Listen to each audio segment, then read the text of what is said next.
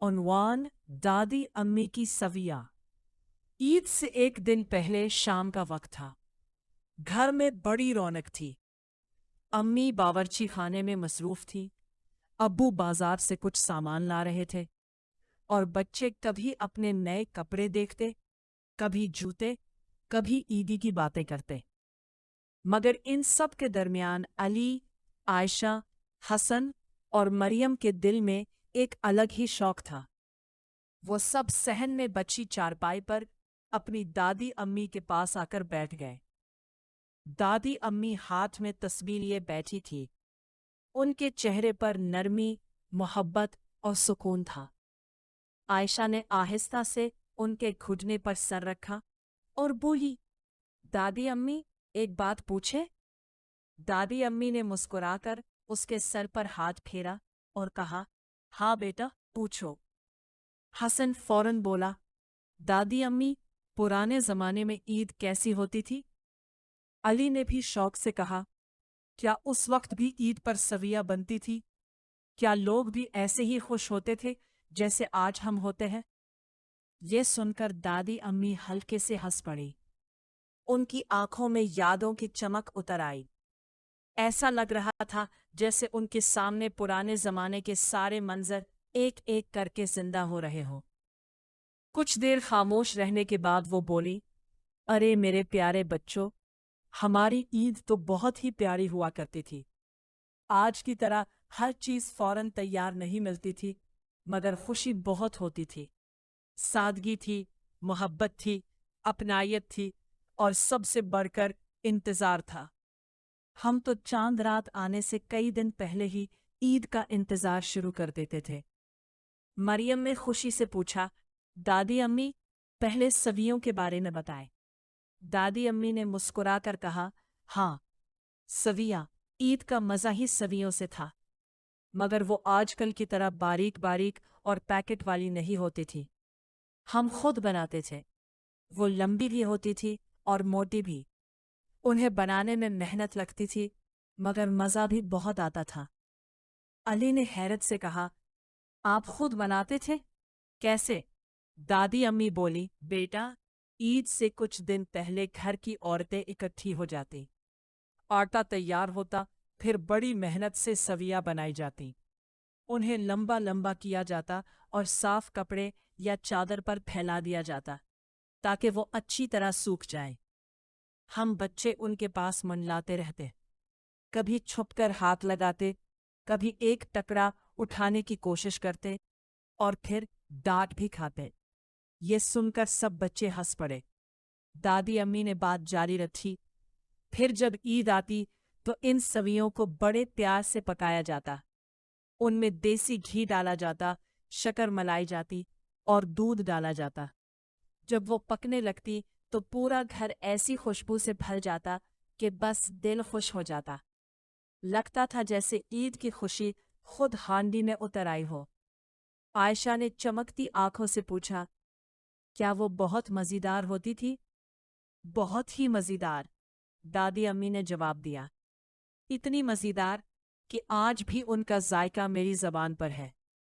ہم سب ایک ساتھ بیٹھ کر کھاتے تھے۔ کوئی کہتا مجھے زیادہ دودھ دو، کوئی کہتا مجھے زیادہ میٹھی چاہیے، اور کوئی کہتا میرے پیالے میں ذرا سا اور دیسی گھی ڈال دو۔ سادہ سا کھانا ہوتا تھا، مگر محبت اس میں اتنی ہوتی تھی کہ مزہ دوبالا ہو جاتا تھا۔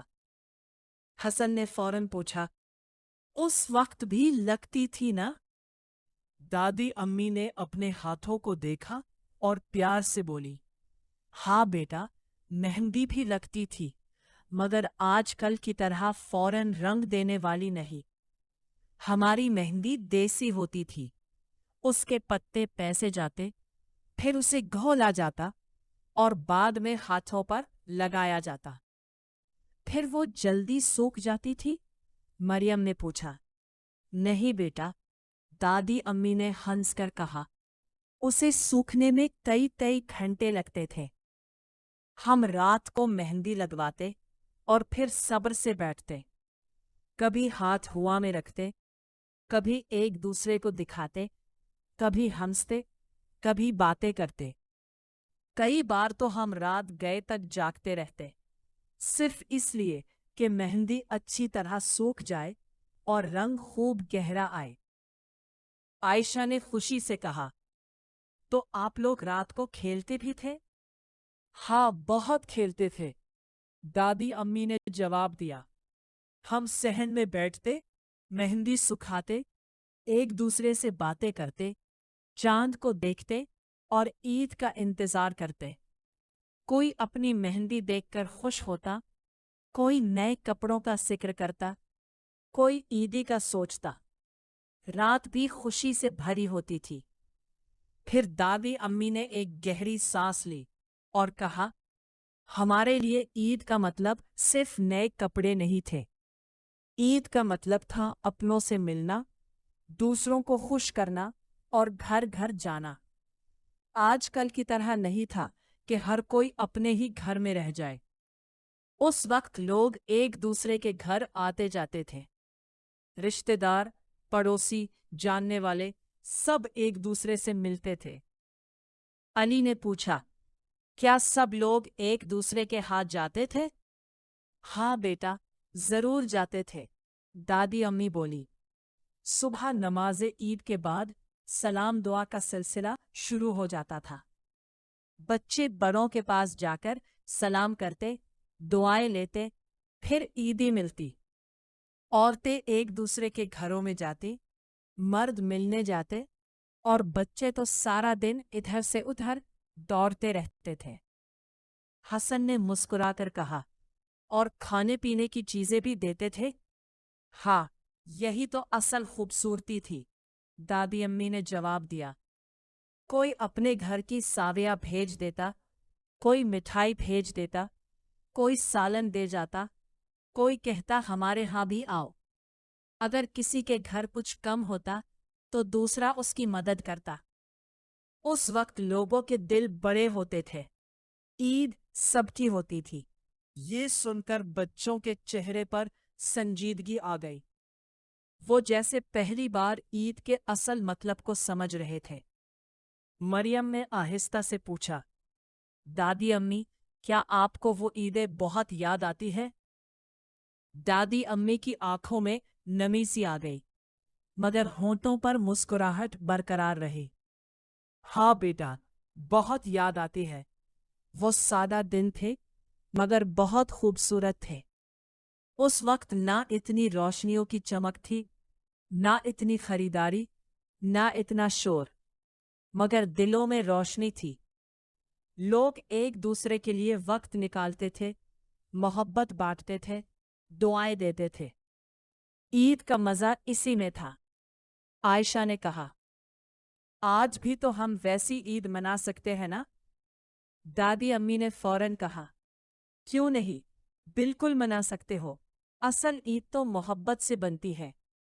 अगर तुम बड़ों की इज्जत करो, छोटों से प्यार करो, किसी के घर कुछ भेज दो, किसी को अपने घर बुला लो और सबके साथ खुशी बांटो, तो ईद आज भी उतनी ही प्यारी हो सकती है।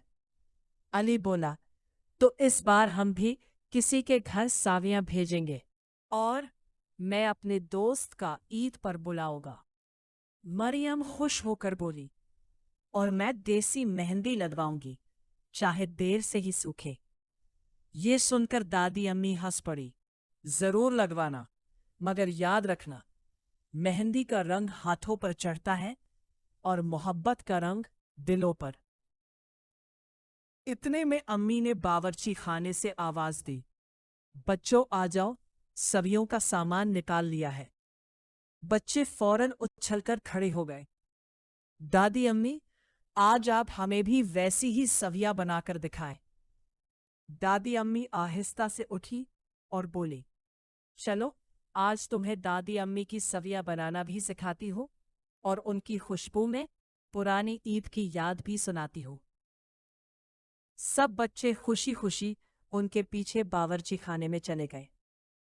दादी अम्मी ने देसी घी निकाला, दूध रखा, शक्कर मंगवाई और बच्चों को बताया कि खाना सिर्फ पेट नहीं भरता, बल्कि यादें भी बनाता है। जब हांडी में सवियां पकने लगी تو ان کی خوشبو پورے گھر میں پھیل گئی۔ بچے خوشی سے ایک دوسرے کو دیکھنے لگے۔ علی نے آہستہ سے کہا، اب سمجھ آیا کہ دادی امی کی سویاں اتنی خاص کیوں ہیں۔ یہ صرف سویاں نہیں، یہ تو ایک پوری یاد ہے، ایک پوری عید ہے۔ دادی امی نے پیار سے کہا، ہاں بیٹا، اور ایسی یادیں ہی زندگی کو خوبصورت بناتی ہے۔ اس رات بچوں نے صرف عید کی تیاری نہیں دیکھی، بلکہ یہ بھی سیکھا کہ پرانی عیدوں کی اصل خوشی سادگی، محبت، انتظار اور ایک دوسرے کے ساتھ وقت گزرنے میں تھی۔ دادی امی کی باتوں نے ان کے دلوں میں ایک نئی روشنی جگا دی۔ اب انہیں معلوم ہو گیا تھا کہ عید صرف نئے کپڑوں اور عیدی کا نام نہیں، بلکہ مل جل کر رہنے، بانٹنے اور خوشیاں پھیلانے کا نام ہے۔ اور یوں دادی امی کی سویوں کی خوشبو کے ساتھ اس گھر میں صرف میٹھا ذائقہ ہی نہیں، بلکہ محبت بھری یادوں کی مٹھاس بھی گھل گئی۔ سبق: اصل خوشی سادگی، محبت، مل جل کر رہنے اور ایک دوسرے کا خیال رکھنے میں ہے۔ عید